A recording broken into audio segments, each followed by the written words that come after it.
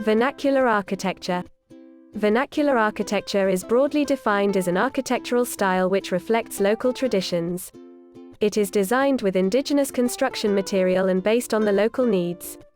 According to R. Kanika published in Indian Vernacular Planning, the term vernacular was initiated in 1800 as a concept and is derived from a Latin word vernaculus, meaning domestic, native and indigenous.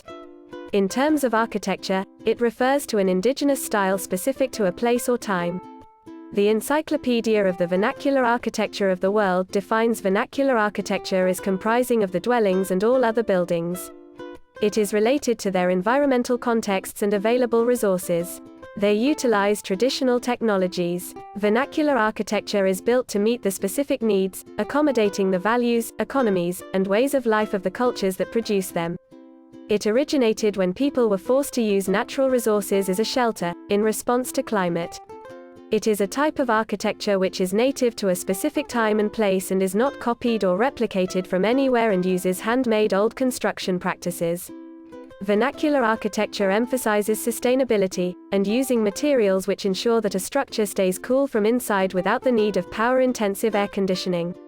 In a nutshell, it includes the basic green architectural principles of energy efficiency and uses materials in the proximity of the site. Types of vernacular architecture. Domestic, comprises of the buildings designed for living, activity participated by the entire family such as eating, sitting, sleeping, storage etc., and the ancillary buildings such as wash area, kitchens, stores etc. It also includes private houses used for domestic accommodation, rest houses and shops where domestic activities predominated over the commercial. A distinction is also made between the domestic vernacular of the countryside, mainly farming, and that of the urban, mainly commerce. Agricultural, comprises of all the buildings of the farmstead apart from the farmhouse and its domestic ancillaries, stables, poultry shed, cart shed etc.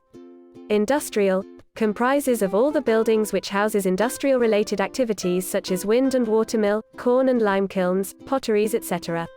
Religious, comprises of all religious buildings such as temples, churches, mosques etc. Examples of domestic, agricultural, industrial and religious vernacular architecture. Characteristics of vernacular architecture. Some of the common characteristics of vernacular architecture comprise orientation. Different orientations of the building produce favorable thermal conditions in the building. Shading.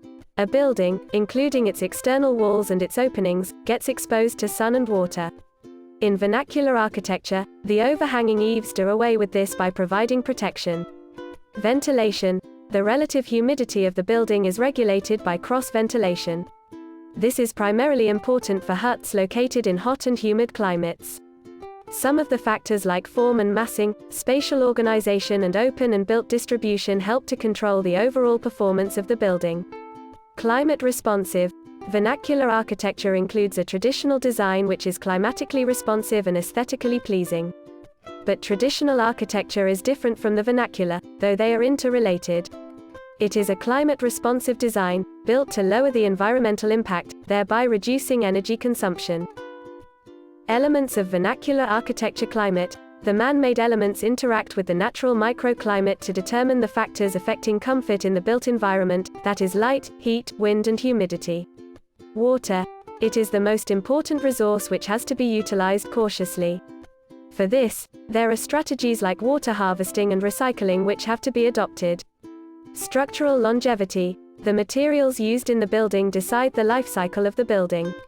The materials that cost more and consume more energy and resource in their manufacturing can be used to generate more benefits basis their recycling potentials and disposal. Environment and material. The local environment and the construction materials can provide and govern many aspects of vernacular architecture. Areas rich in trees can develop a wooden structure, whereas areas without much wood may use other materials such as mud and stone. Light and ventilation.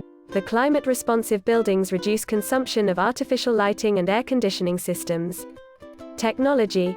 The technologies through features like jails, fountains, water to cool building fabrics, etc. add sustainable features at a macro level.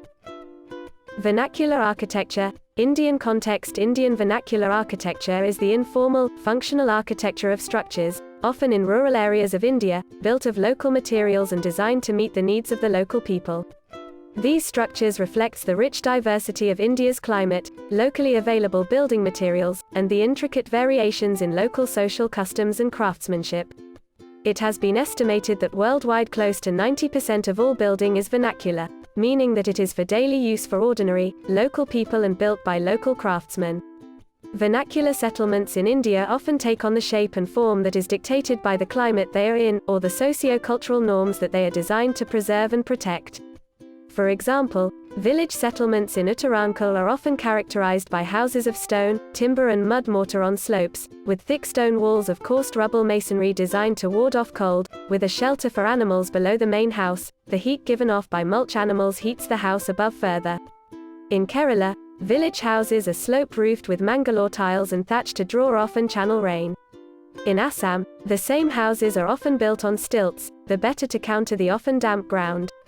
In Punjab, whitewash on the outside walls helps to cool down the summer heat. Climate is a predominant factor in determining the forms of vernacular architecture in India. Climate in India varies from the scorching sun in the Gangetic plains to the tropical conditions of the south, from the cold dry climates in Spiti and Leh to the perennially damp conditions in the northeast of the country. This variation in climate spawns a diversity of forms for vernacular architecture. Apart from climate, geography too is a determining factor.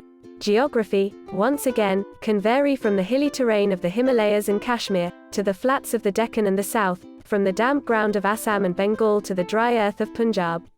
The third factor is the availability of material and the types of material available. In Goa and Karnataka, an abundance of red laterite stone makes this the medium of choice for vernacular construction, and in North India a clayey soil makes sunburnt bricks and mud mortar a commonly used medium. Bamboo construction can be found in the northeast, and roofs tiled with the so-called Mangalore tiles in the south. Similarly, a plethora of sandstone made medieval Jaipur into the famous Pink City, and a similar stone was used to face Mughal buildings in the 17th century.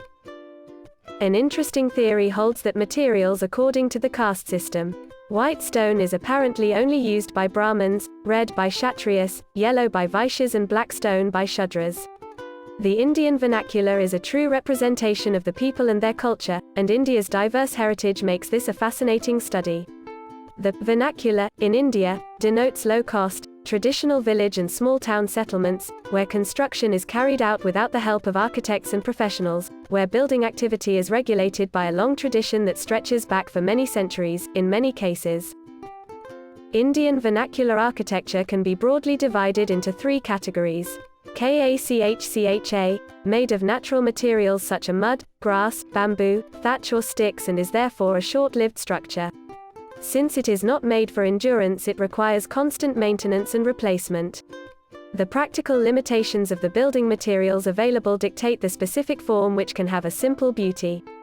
The advantage of a KACHCHA is that construction materials are cheap and easily available and relatively little labor is required. Pucca structure is made from materials resistant to wear, such as forms of stone or brick, clay tiles, metal or other durable materials, sometimes using mortar to bind, that does not need to be constantly maintained or replaced. However, such structures are expensive to construct as the materials are costly and more labor is required. A pucca may be elaborately decorated in contrast to a KACHCHA. Semi-pucca, combination of the KACHCHA and pucca style, the semi-pucca, has evolved as villages have acquired the resources to add elements constructed of the durable materials characteristic of a pucca. Vernacular architecture always evolves organically as the needs and resources of people change.